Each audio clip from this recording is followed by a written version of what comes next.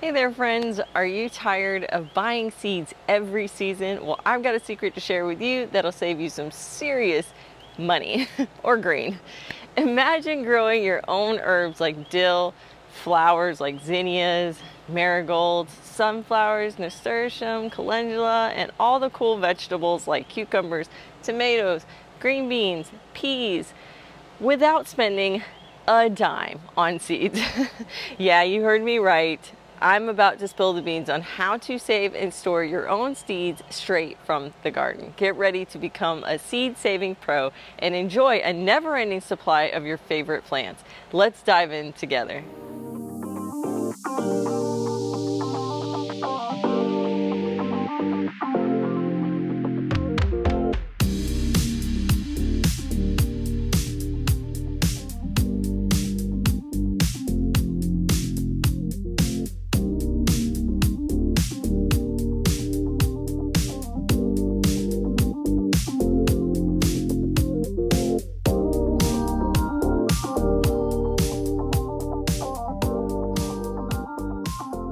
One of the things you have to consider when you are going to save your own seeds is what type of plant you're growing.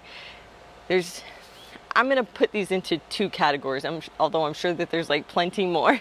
But there's like an open pollinated heirloom variety, and then there's your hybrid varieties. So with your open pollinated heirloom varieties, and usually that says heirloom, open pollinated, something to that effect on the seed packet or with the seed company. So for example, MI Gardner is all heirloom seeds, or Baker's Creek is all heirloom seeds. So you're safe with pretty much anything from those companies. But on the other hand, hybrids are a little bit different. A hybrid seed or plant is basically the child plant of two other plants or two other varieties. Let me use an example. I love to grow Arcadia broccoli. Arcadia broccoli is a hybrid broccoli. So this means that there is a mother and father plant to this child plant that creates Arcadia. You cannot use just the mother or just the father, and you also cannot use the result or the child. So you cannot use the Arcadia plant to create more Arcadia seeds. You have to get the access to the mother and the father, and normally those plants are not sold because they are not desirable. They are not going to produce anything that anybody's going to want to eat. It is the act of putting that mother and father together to create that child plant that creates the Arcadia. So unfortunately, hybrids will not produce the same thing that they are, where heirlooms will produce the same thing that they are. Now, I'm telling you all that to say you could save the seeds of a hybrid, and you could get who knows what. And that will continue to happen, right? You might get a broccoli that has a tiny head, or you might get a broccoli plant that produces leaves and no broccoli, or you might get a broccoli plant that is super, super bitter, or it could be the most amazing broccoli plant you've ever grown. Now, the tough thing is even if you save the seed of that and you keep saving it, you're going to keep getting variations along the lines. That is why a hybrid is a little less desirable with saving the seeds, because you never know what you're going to get. And with such limited space in the garden, you always want to be planting and getting a desirable plant. So that's why you kind of want to stick with heirloom open pollinated plants when you're saving seeds. So we're going to start with sweet alyssum. I'm not sure if I'm pronouncing that right, but this is actually a winter flower, and I have been growing it since fall. And you can see here that I am now at the seed stage, and the actual seeds are very easy to spot. They're actually grown along the stem of the plant, so you just pick these off. Next up are marigolds, and these are another super easy plant to save the seed from. You wait for the flower head to kind of die off, and even more dead than this would be better, because I was having a little bit of a hard time peeling the outer layer of the flower off. But once you pull that outer layer out, then you have all of the seeds. And as you can see here, these are the very well-known marigold seeds that we are all accustomed to seeing, and there are thousands of them. There's so many in one flower head. Next up, I am pulling off some chijimisai from my green stalk, and this is I believe it's either a mustard or a Chinese cabbage, and this was a leafy green that I ate during the winter, fall, winter, spring, and then I let it go to seed, so it created flowers, and then those flowers developed pods underneath them. This is very traditional for mustards, greens, lettuces. And once those pods have completely dried, you break them off the plant, and the seeds are inside those pods. I break the entire seed pod off the plant, kind of crushing it with my fingers, and then I put it on a paper plate and I blow off the pods, separating the pods from the seeds. And then it's just as simple as getting it into a seed-saving envelope.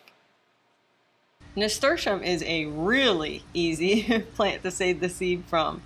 They actually will drop off the plant. They come from underneath the flowers and they come up as these little like shoots. And I'm going to show you one here right now. And once those shoots completely dry, they'll actually drop from the plant. So the easiest way to find them is to just lift the plant up and look underneath it, and you will find these little round seed pods.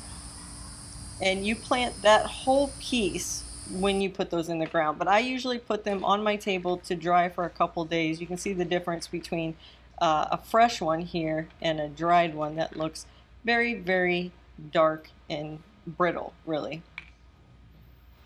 Next up are cucumbers. So you can see this cucumber got away from me, and that's a good thing, and let me tell you why. Whenever you're harvesting fruit to save the seed, you want the fruit to get overripe. This is a cucumber. I know, it doesn't look like a cucumber. I allowed it to get super yellow and fat, and it's kind of squishy and soft inside. So hopefully when we open this, the seeds are going to be nice and plump and thick. So let's get these open, and then I'm going to show you exactly how I prep them for storage.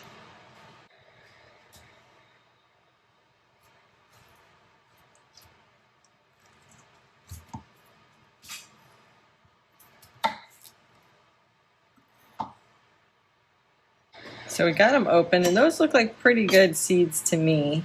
So now we got to get them, oop, they're squirting all over the place. I've got to separate them from the fruit. So I'm just kind of pressing my finger and having them pop out all over the place, all over my kitchen.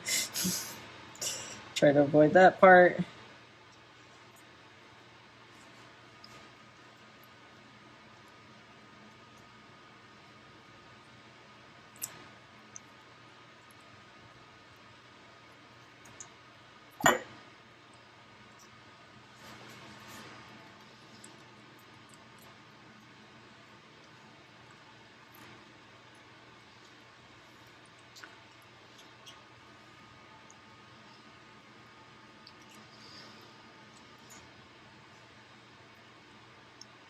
Now, if you're concerned about being wasteful and getting rid of this cucumber for no reason, this one had gotten away from me. I didn't even notice it on the vine, and I didn't notice it until it turned yellow, and then it kind of stood out pretty obviously that it was overripe. And you don't really want to eat an overripe cucumber because they're quite bitter.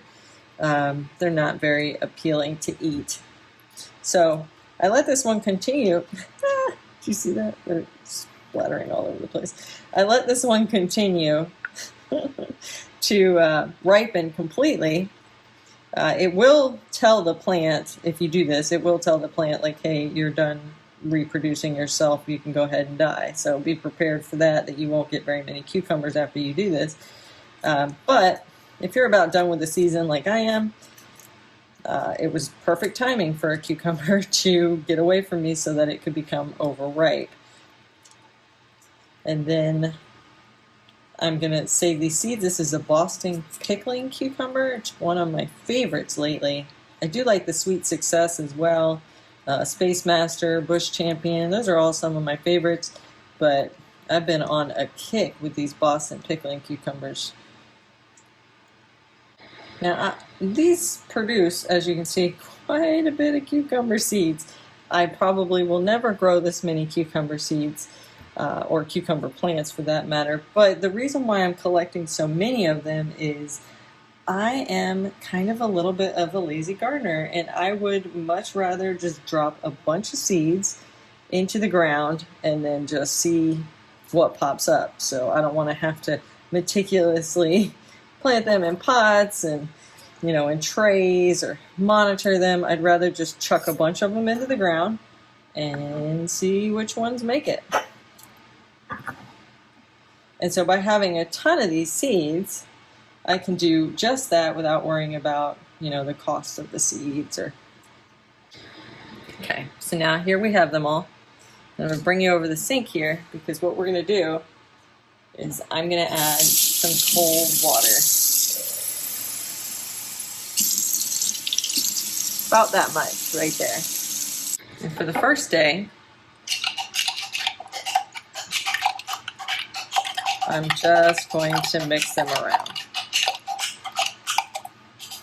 And then I'm going to set them over here on my counter for about 2 or 3 days. I want this to get pretty funky. I want it to smell a little bit. Even a little bit of mold probably wouldn't be a bad idea. It just needs to get fermented is basically what you're looking for. Fermenting the seeds is the easiest way to get that slimy, mucusy type enclosure around the seed to come off. Once it ferments, that breaks down, and then all you're left with is the actual seed. If you can't get that little, here, let me show it to you. Here's a perfect example.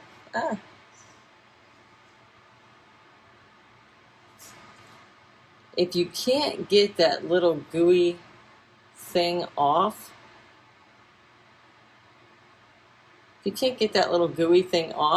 it's not going to sprout properly. So by fermenting them in water for a few days on your counter, it will naturally break that down because fermentation creates kind of a lactic acid, and that kind of breaks down that outer mucousy layer. It has a name, I can't remember it. And then you're left with just the seeds. So we're going to let that ferment, and then once it's done fermenting, we'll separate that pulp that's left over from the seeds, and then we'll dry the seeds on a paper towel. Our cucumber seeds have been fermenting for about 3 or 4 days, and now what I'm going to do is I'm going to drain off that water. And when I'm draining off that water, that membrane that was over the seeds kind of just flow out with the water because it weighs less. So the seeds kind of stay to the bottom of the jar, and I'm just using a spoon here to hopefully keep as many of the seeds as possible. Then I'm just going to go through this exercise of adding water, mixing it up, and then draining it over and over and over to try to separate as many of those membranes from the seeds as possible. Once I feel like I've gotten everything off that I possibly can without losing too many seeds in the process, then I'm going to take a paper towel and I'm going to pull the seeds out with a spoon, trying as best as I can to get out as much water as possible, and then I'm going to spread them on. If you leave them in a clump, they take a lot longer to dry, so that's why I'm kind of spreading them along this paper towel. Set those out for about 2 or 3 days and they will be completely dry. Some of them will actually stick to the paper towel during the drying process, but that's okay. You can just peel them off. It's not going to hurt the seeds at all. Pretty much all of your fruiting plants, the ones that produce fruit like squash, cucumbers, tomatoes, peppers, all of those, the seeds are inside of the actual fruit. And a lot of them, watermelons, melons, cantaloupes, honeydews, they all have that membrane around them. So the fermentation process is really good at getting that membrane off. And then you can do the exact same process with all of these of, rinsing them out, laying them on a paper towel to dry, and then you just package your seeds up. It's as simple as that. And we're going to do the exact same thing here for an Everglade tomato. I'm going to just gently cut into it. I actually don't cut through the center because I am trying to preserve as many of the seeds. And these guys have itty bitty little tiny seeds. And so you want to be careful that you don't cut through the seeds. So I always kind of cut the tomato off to the side and then take my finger and push the seeds out. Everglade tomatoes don't actually hold that many seeds, believe it or not. They hold probably maybe 20 seeds per tomato, so you may want to get a few of the tomatoes, and I really encourage you that when you're saving the seeds to get the most ripe tomatoes. So let a couple of them sit on the vine until they look like they're about to start to rot off, and those are the best ones to use for seed saving.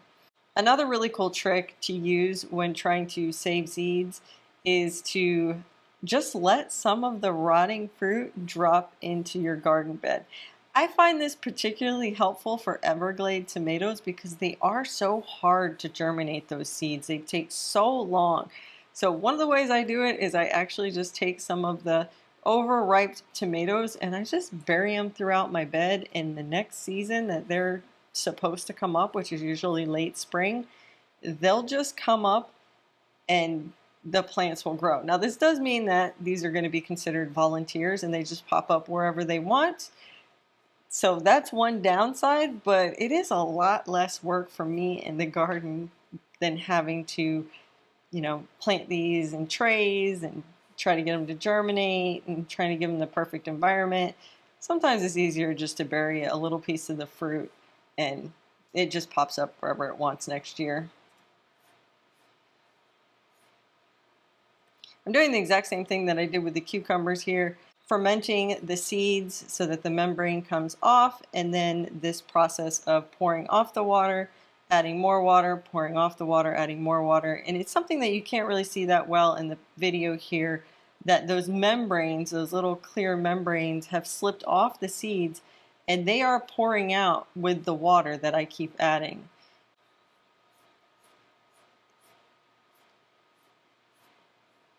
Next one we're going to work on is the calendula. And so calendula flower seeds are interesting because the shape is weird. But just like with a lot of other plants, you're going to let the flowers go ahead and completely dry on the plant, not off the plant. Let them completely dry on the plant. And then the head will start to die. And as you break the head apart, you're going to see what looks like little half moons. That is actually the seeds for the calendula. Calendula seeds don't look like your typical oval looking seeds. They have these weird half moon shapes, and that is the actual seed from the calendula. So those are the pieces that you want to save on that particular plant. Make sure that whenever you're saving seeds that you label your package and that you put the year, because seeds do go bad depending on the plant after a year or two or even longer. Tomato seeds last a lot longer, but that way you know which seeds to use first would be the oldest ones to use.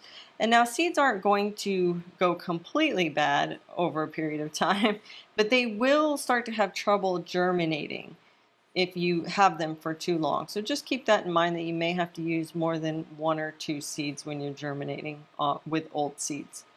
This is a dill plant. So the dill, the fronds that we would typically harvest to use in cooking, those you're just going to let those completely continue to grow. They're going to kind of look like a dandelion head, but at the end of each head are these little bitty tiny flowers.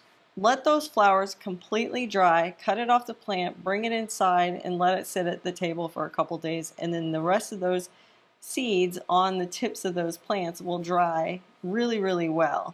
And all you got to do is take your fingers and kind of rub them together near those seeds and they'll just fall right onto the plate below. These are really easy seeds to collect. In fact, a lot of seed saving is actually pretty easy to do. I mean, the fruiting plants have some extra steps, but most of the other plants, it's just letting those flowers go and waiting for the plant to die. That's probably the hardest part about seed saving, is that you have this awful, ugly looking half-dead plant in your garden, but that half-dead plant is giving you hundreds, if not thousands, of free seeds to use year over year over year. So to me, an ugly plant in the garden for a little bit longer than what I would like is worth the expense. Now zinnias are interesting because the whole flower head doesn't produce seeds. It's actually just the outside perimeter of the circle of the flower. So the petals, so some zinnias have petals that open up through the entire flower, and some have just the outer circle of the flower that produces the petals. And those are what you're going for. So once the flower looks like it's starting to get a little bit rough, cut it from the plant, bring it inside, set it for a few days, maybe a week. And then all you have to do is pull the petals off the edge of the flower around that circle, and your seeds are going to be attached to the petals, as you can see here. And then all I do is I'll take a big clump like this one right here, where all those seeds are at the end, and I just break the petals and separate them from the seeds. There are times when I have pulled seeds off of zinnias and the seeds are very, very thin, very skinny, like right here. They're not thicker and harder. They bend. And all of those kind of tell you that those are not viable seeds. So you don't necessarily want to keep those, because if they're really thin or they're really bendy, they didn't fully mature like you would want. You want to leave those flower heads on the plant for as long as possible so that way those seeds can mature.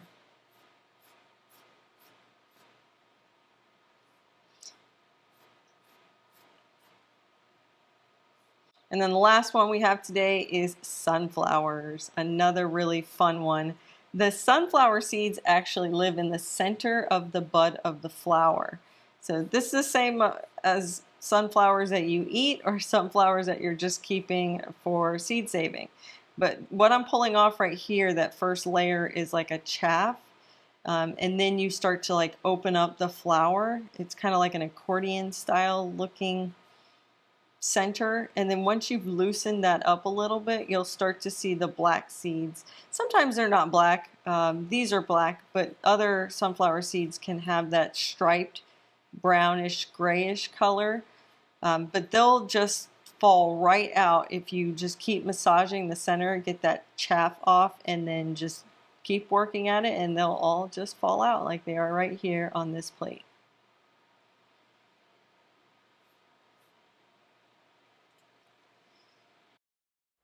Thanks so much for hanging out with me today and talking all about seed saving.